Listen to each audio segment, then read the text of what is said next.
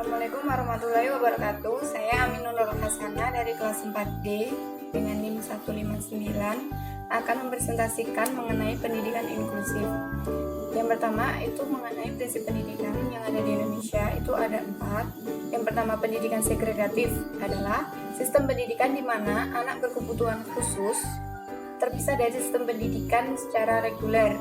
Penyelenggaraannya itu dilaksanakan secara khusus dan terpisah dari penyelenggaraan pendidikan untuk anak normal atau pendidikan reguler biasanya. Bentuk sekolah ini biasanya berupa SLB atau sekolah luar biasa, baik dalam tingkatan SD, SMP, SMA. Kemudian yang kedua, pendidikan integratif merupakan sekolah yang menempatkan antara siswa reguler dan siswa berkebutuhan khusus dalam program pembelajaran yang sama, walaupun terdapat dalam kelas yang berbeda atau dikelompokkan secara terpisah. Yang ketiga adalah pendidikan eksklusif, merupakan sistem pendidikan yang mengkhususkan antara siswa reguler dengan siswa berkebutuhan khusus. Jadi hanya khusus untuk anak-anak reguler biasa. Untuk umumnya adalah sekolah-sekolah umum atau sekolah-sekolah reguler yang tidak menerima anak berkebutuhan khusus.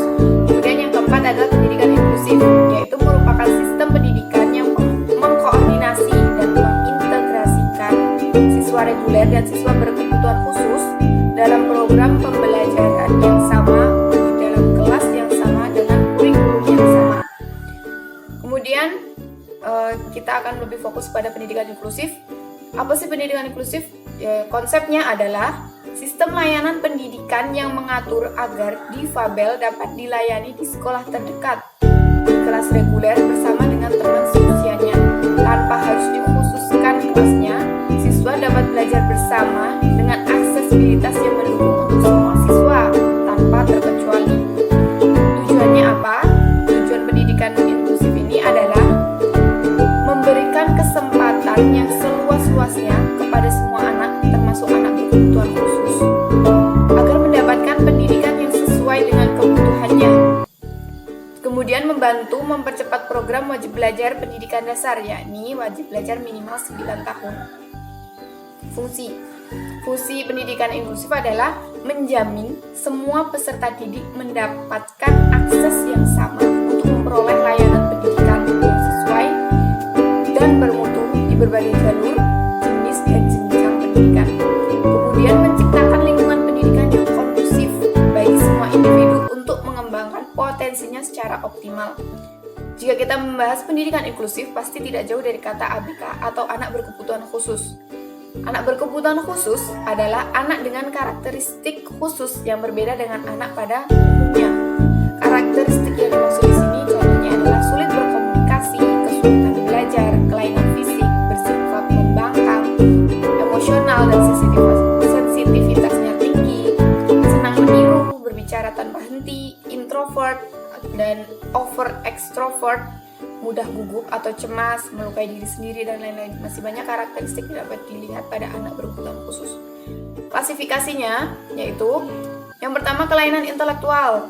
Kelainan intelektual itu berkaitan dengan kelainan kognitifnya.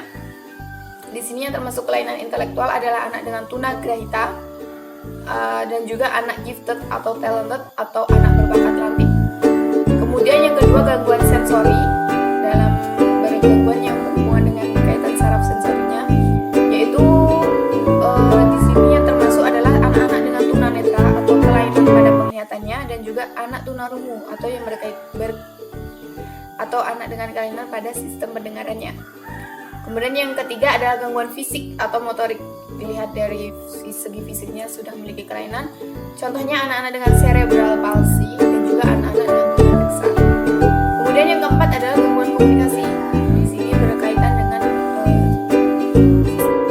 komunikasinya. Yang termasuk dengan gangguan komunikasi itu adalah anak-anak dengan gangguan autistik dan juga anak-anak dengan gangguan bicara dan bahasa. Kemudian yang kelima adalah gangguan perilaku behavioral. Contohnya yang termasuk dalam gangguan perilaku, anak dengan gangguan perilaku adalah anak-anak gangguan emosional dan gangguan emosional, dan juga anak-anak dengan ADHD atau attention deficit hyperactivity disorder, kelainan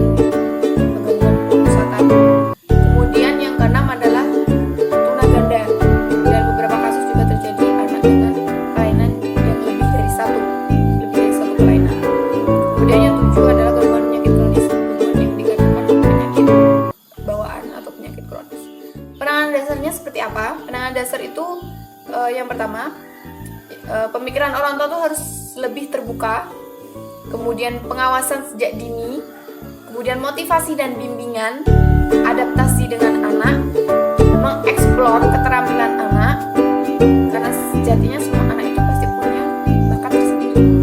Kemudian ajari kemandirian, kerjasama dengan pihak terkait, sekolah, psikiater, dokter, terapis, dan juga lakukan terapi yang tepat, baik terapi pengobatan ataupun terapi perilaku. Kemudian penyelenggaraan pendidikan inklusif sekolah dasar. Penyelenggaraan pendidikan inklusif sekolah dasar itu apa saja komponennya? Yang pertama sistem penyelenggaraannya. Sistem penyelenggaraannya harus tepat dan sesuai. Kemudian identifikasi dan asesmen anak berkebutuhan khusus. Kemudian yang ketiga adalah GPK atau guru pendamping khusus. Sekolah inklusif harus memiliki GPK.